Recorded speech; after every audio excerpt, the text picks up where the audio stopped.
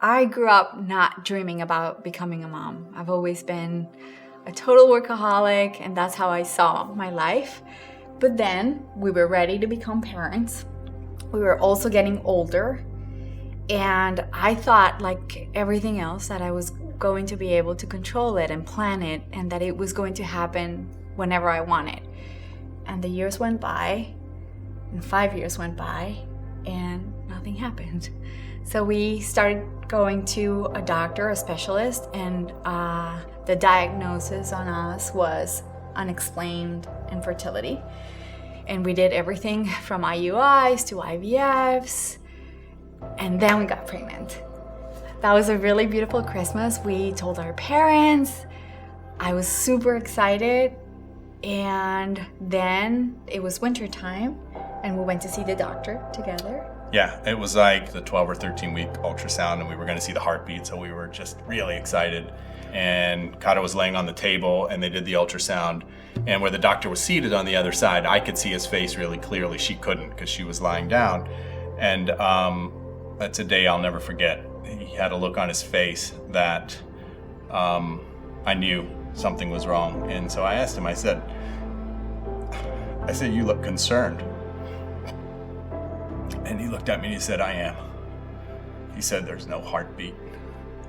Then I sat, and I just couldn't believe that he was giving us this news.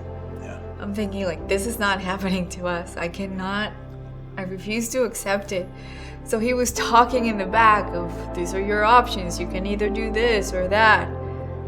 And his voice just dissipated, and I'm thinking, what am I gonna do now? Yeah. Yeah, it's the most empty feeling we've ever had. Yes, that's the right word. Really empty. Empty. Yeah, and then I was just angry. Very angry. In the afternoon, there was a service in New York at a church, and we went there just because we needed some comfort. It was a Tuesday.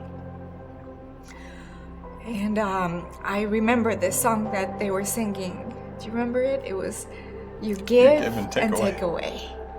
And my heart will choose to say, Lord, blessed be your name. And it was so hard to sing it. It's easy to say, I trust in God, and I'll always trust in God no matter what comes, because I know my hope lies elsewhere. It's easy to say that. But then when you're faced with a situation, and I'm just being honest, like, I questioned why. I didn't question my belief in God, but I questioned him. Why would you do this? Here are two people that want to be parents more than anything, and feel that we're ready and able to be parents, and want to bring a child into the world and introduce that child to him, to God. And why would you not let us get pregnant? Why? It was hard to understand.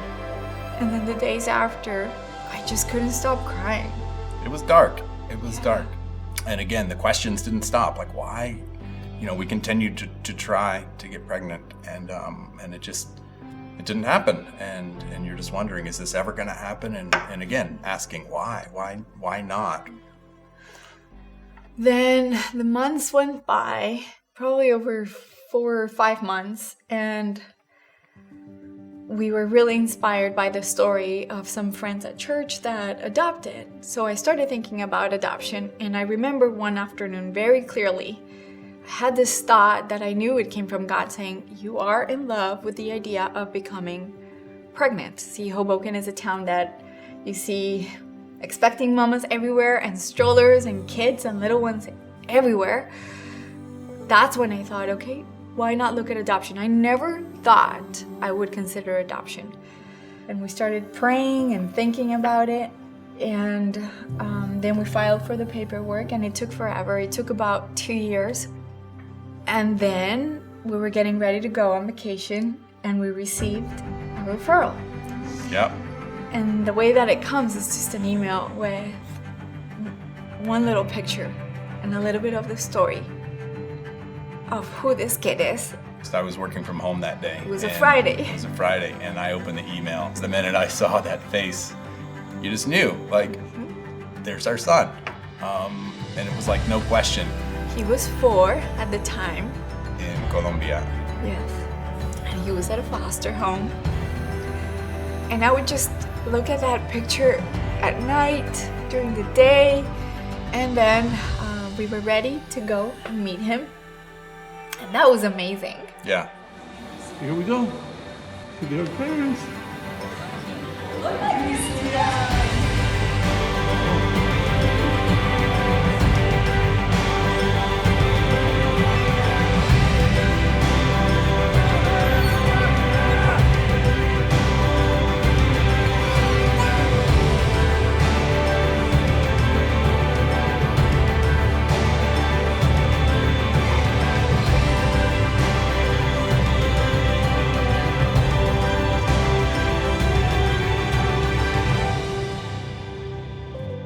Even if this story had ended and God's will was that we never were to be parents, we had gotten to a place where we were comfortable with that and recognizing that if our identity is not grounded in Him, then we have no chance, because circumstances in life can always change and always be taken away. But God is the hero of this story. He's the one that was orchestrating and knew all along that there was a plan. Even though in the back of our minds we knew it, we questioned, where are you going? What is the end result here? And to see now how it's all played out, the author of life has brought life into our family and brought a new life into our family in a way that we didn't think, but it's just unbelievable, and I can't imagine it any other way.